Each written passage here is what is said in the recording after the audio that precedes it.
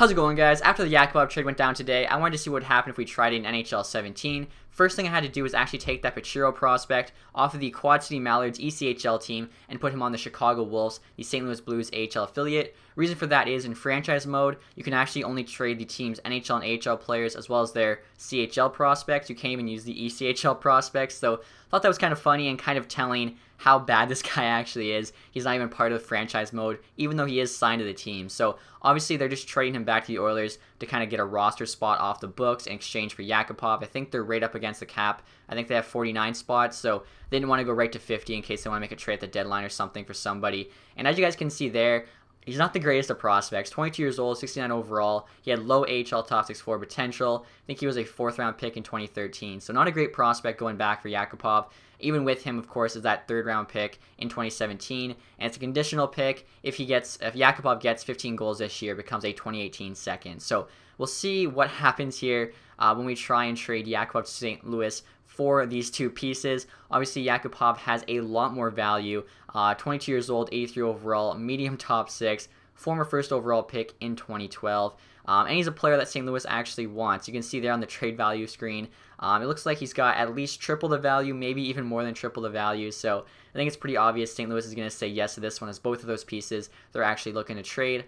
And as we're about to see here in 2 seconds, St. Louis does accept it. Fans are going to be cheering in the streets when we announce this deal. I'll take deals like this any day of the week. So I think it's pretty telling how good of a deal St. Louis got. Edmonton sold Yakupov at his absolute lowest value, which is something you're never supposed to do with an asset. If you guys think about it like Hut, when you have a Crosby, let's say, you pulled in a pack, and right now the market's really low. He's selling for like $300K. You don't sell him when he's selling for $300K. You wait till the market comes back up, and you sell him for $500K.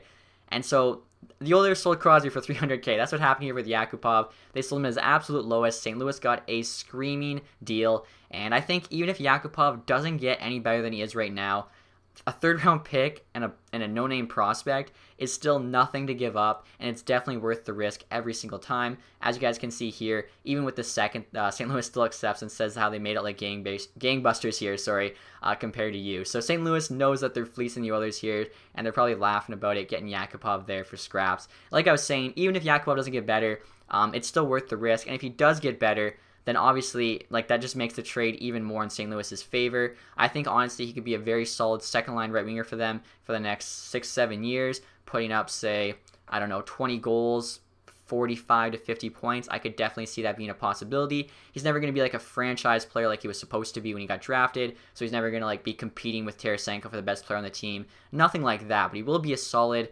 second-line, top 9, top 6 forward, at least in my opinion. I think he can definitely turn around and become that. And if not, like I said, it's not a big loss for them. He goes to the KHL, he tears up the KHL, and St. Louis, it's worth the risk to them. They didn't really lose anything. And as you guys can see here on the flip side, trying this trade from St. Louis's side, Pachiro there in the 3rd for Yakupov. Edmonton says no here. Totally unwilling to part with Yakupov.